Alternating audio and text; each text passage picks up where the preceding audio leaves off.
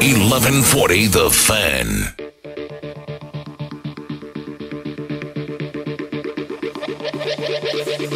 Talkin Money!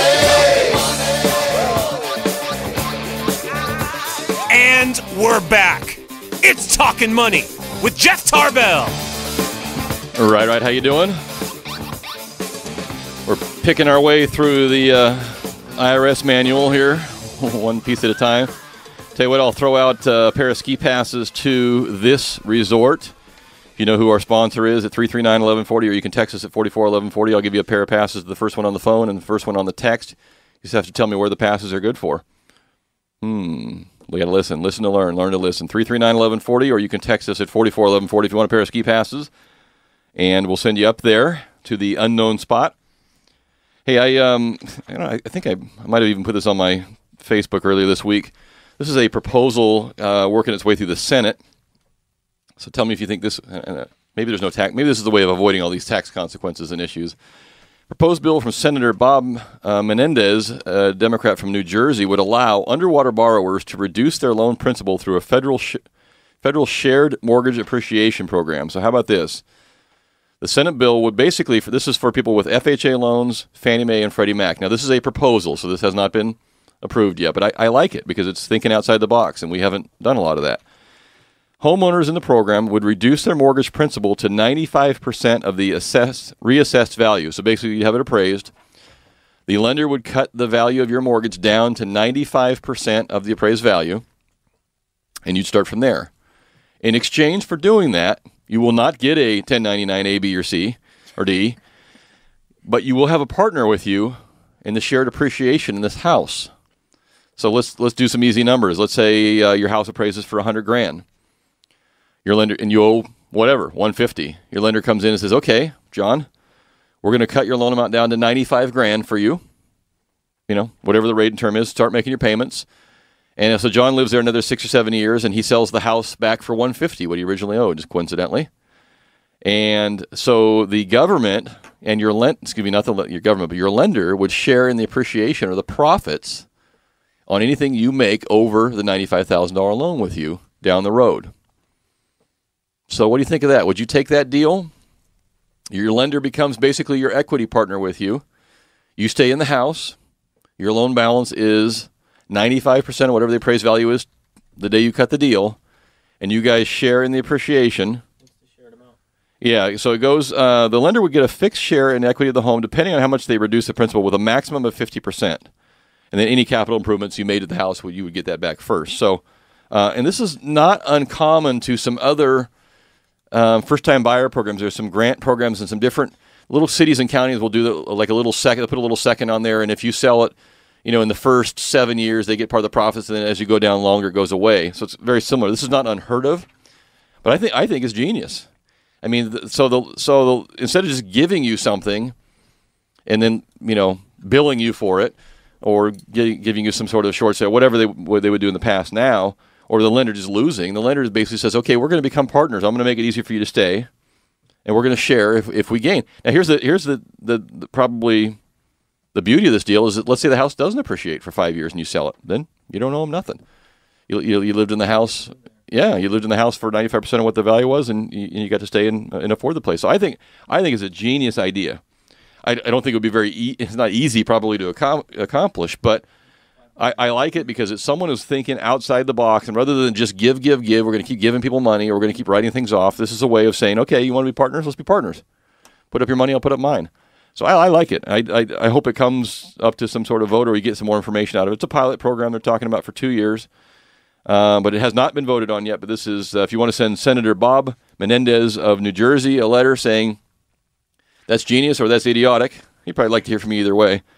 I do want to kind of close out some of the thoughts we had here as we moved along. And we're speaking with Donna Sauter. Who did I do that right again? Sauter. It's okay. No worries. Where am I not getting the? I'm not getting the U in there. Sauter. So we've bounced around a lot of issues. I guess if I had to summarize it with who's the number one individual at risk, where you look at that case and you go, you know what, that's a person that no matter, they're going to owe some money. So the number one person at risk of owing money is someone who did this 2 or 3 years ago and did not accurately report it. It was not their personal residence the entire time. They rented it out, or it started out being a rental, or they abandoned it for a number of years. They refinanced and took money out when the market was high. Whether they put the cash in their pocket or did not, they refinanced for a lot more than what they originally purchased. Okay. And then they did a short sale or a foreclosure, did not report it on their return. And eventually a 1099-C or A is issued, and then they get a notice from the IRS. Okay, so and if you get, and you mentioned this during the break because I mentioned it last week. So you get a letter from the IRS. You don't deal with it. Mm-hmm. Then the next day it becomes an assessment. So it actually becomes a liability now. Right. So first they send you a notice. Here's what we owe. Here's what was reported. Here's what we think you should have reported. Here's the tax. Here's the great big penalty. Here's the interest on the last 3 years. Send us a check, or let us know if there's something different. They'll send out a couple of those notices, and then it becomes an assessment. Okay. And so if you don't deal with it right away, then you run into, a much more expensive, much more long, drawn-out process. So what do you see? I mean, people come to you with a letter from a transaction 3 years ago, and they come to you and say what? What do you ask them? Do you ask them to prove it? What are you looking for? Well, actually, it's pretty involved, and sadly, because this is a bad time in most people's life. It's a very traumatic, emotional time. They don't have the documents. We need the closing statements from when they originally purchased it.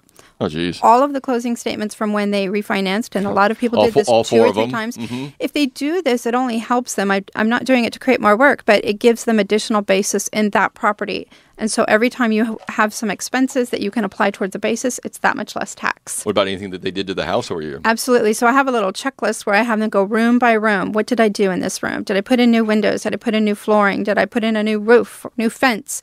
And make them walk through the house back in their mind, each room by room. Some people have lived in there for 5 or 10 years, and they forget some of those things. So you mentioned that once this becomes an assessment, so my first reaction will be, okay, well, screw it. I'm just going to declare bankruptcy.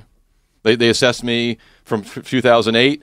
It's 2012. I was cleaning out my safe. I don't have any of the paperwork. I'll just declare bankruptcy. I got $28,000 in credit card debt anyway. I'll just wrap it all together and be done with it. So under most circumstances, the tax that has been assessed is not eligible to be discharged in bankruptcy. Oh. There is some exceptions, and I'm not a bankruptcy attorney. I can refer you to one. But if it's something that happened 2 or 3 years ago, the chances are very slim that you're going to be able to discharge it. So you'll have now a bankruptcy on your record, and you'll still owe the IRS. Still owe the IRS. Oh, and by the way, we keep talking about the IRS, but this applies to California as well. Right. So the state, go ahead. Right. So we still go back to saying, okay, 90% or 75% of the people that refinanced their homes lost them because they were upside down, they lost a job.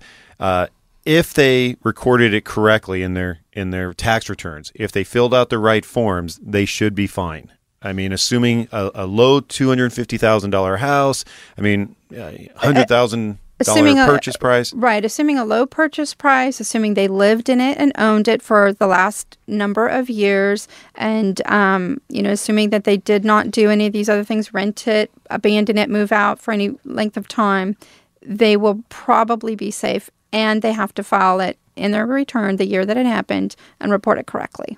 Got it. But you look at the group of people that, we're talking about 07 or potentially people who bought houses in 05, in 06 now, and there were some pretty high dollar deals then, and those are a lot of people who haven't stand to lose a lot on the short sale. So that could be a fairly sizable amount. And so if this tax does come through and is pushed through as ordinary income, then it's taxed at the same rate as the rest of their.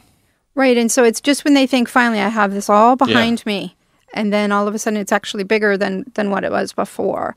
And you also have situations where you have people getting married, people getting divorced in this time period, and that truly complicates it as well when do they qualify for any of these exceptions? If this does end at the end of the year, is it worth those individuals that question bring in their tax returns back to their CPA, back to their accountant to take a second look at it just to make sure they did everything right? Or is that, I mean, people really typically don't want to open a can of worms and say, hey, am I going to be in trouble for something I did 3 years ago? But what do they need to do if there's even a question in their mind? Well, I think that they do need to address it with their CPA. And if their CPA is not familiar with these rules, then maybe they need to take that return to a CPA who is, or a tax preparer who is. A lot of them are not. It's not something that we have dealt with. I've been doing this for 20 years. I've been practicing tax in Sacramento for 20 years. And it's just in the last couple of years becoming a prevalent issue. So there's a number of sole practitioners out there that are not familiar with it. So I guess if you learn anything today is that before you pull the trigger on a short sale of anything, it's probably worth a few bucks to have someone preview, a CPA or an enrolled agent, preview your file, review your account, and make sure you're not going to get stuck with a fairly large tax bill, number one. Number two, let me point this out real quick.